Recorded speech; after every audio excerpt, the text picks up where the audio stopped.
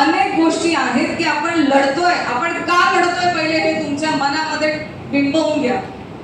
अडचणी येणार, मान्य, आम्ही तुम्हाला अडचणी येणार, आम्हालाही अडचणीतनं जावं लागतं. आम्ही व्यासपीठावर बसलेले तर आम्हाला अडचणी नाहीये असं नाहीये, अनेक अडचणी आहेत. पण अडचणींना सामोरे जाऊन लढावं लागणार आहे, कारण आपली ही विचारांची लढाई आहे. आणि मला एक कळतं, आज आपण विरोधी पक्षात आहे, आज अनेक तरुण आहेत, सगळे इथे पक्षाचे काम करणारे ज्येष्ठ आहेत. जेव्हा एखादा व्यक्ती लढतो ना, तो इतिहास घडवतो. सत्तेमध्ये तर सगळंच आलबेल असतो. सत्तेमध्ये तुमच्या हाताशी अधिकाऱ्यांची पावर असते, सत्तेचा, पैसेचा, सगळं तुमच्या हातात असतं. पण जो विरोधात लावून लढतो ना, तो इतिहास घडवतो. आजपर्यंतचा इतिहास जर तुम्ही वाचला असेल तर जो लढला त्याने इतिहास घडवलाय. त्याच्यामुळे लढायची काय, आपल्याला घाबरायची गरजच नाहीये. लढा आणि उठा. तुम्ही लढलात ना तरच, आणि लढायची तयारी असेल तरच पक्षाचे पदाधिकारी म्हणून आपण चांगल्या रीतीने काम करू शकतो. अनेक गोष्टी आपल्याला आजही सांगता येतील. तुम्ही सगळ्यांनी सांगितलं की आम्हाला काही अडचणी आहेत, नक्की व्यक्त करा. पण मी तुम्हाला सगळ्यांना माहिती, मी ज्या आधीच्या पक्षात इथे आली आहे, त्या पक्षाची परिस्थिती काय होती हो आधी, 20 वर्ष आधी, 15 वर्ष आधी. तुम्ही त्या पक्षाची परिस्थिती जरा अवलोकन करून किंवा त्या इतिहासात जाऊन प्रयत्न करा. काही नव्हतं. आम्ही त्या पक्षाच्या संघर्षाच्या काळात आम्ही स्वतः होतो. माझ्या वडिलांनी त्यावेळेस कुरमुरे खातो ना आपण, ते खाऊन दिवस घालवले. जेवायला मिळायचं नाही, जेव्हा गावांमध्ये जायचं ना तेव्हा लोक दगडं मारायचे. अशा परिस्थितीत संघर्ष करत करत पक्ष वाढवला आणि संघर्ष करत करत आज जी सत्ता ती लोक उपभोगतायत ना, हे अशा अनेक त्या काळच्या त्या पक्षातल्या नेत्यांनी केलेल्या संघर्षाचं फलित आहे. स्वतंत्र न्याय व्यवस्था फक्त महिलांच्या गुन्ह्यांसंदर्भामध्ये सोडवण्यासाठी स्वतंत्र न्यायालय सरकार उभं करू शकते, त्यासाठी प्रयत्न करू शकते, जर त्यांना खरंच महिलांना संरक्षण द्यायचं असेल आणि त्यांना न्याय मिळवून द्यायचा असेल तर. आज शाळांमध्ये जर आपण ह्या संदर्भामध्ये लैंगिक शिक्षणाच्या संदर्भामध्ये मार्गदर्शन केलं तर भरपूर काही फरक पडू शकतो.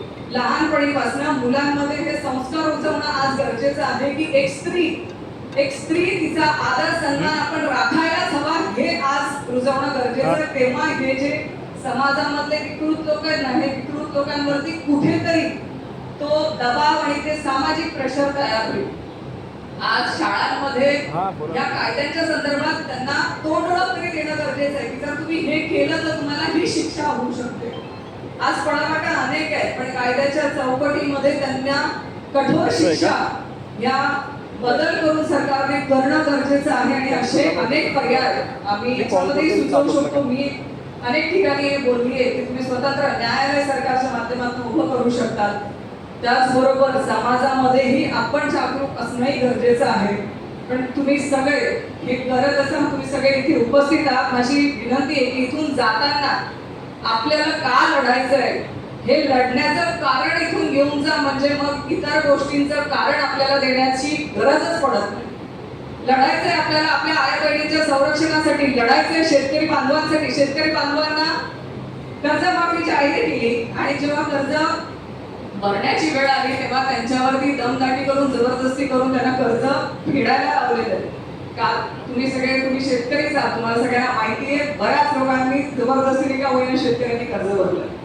मग कर्जमाफीचा लाभ देत असताना तुम्ही सकट का देत नाहीये, त्याच्यामध्ये अटी शर्ती लावलेल्या आहेत.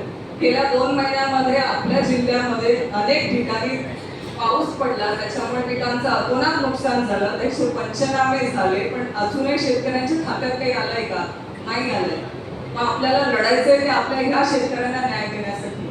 एक सक्षम विरोधी पक्ष असला ना तर न्याय नक्की मिळतो, आणि तो सक्षम विरोधी पक्ष म्हणून आपण आपलं काम निर्वाहावं ही माझी तुम्हाला सगळ्यांकडनं अपेक्षा आहे.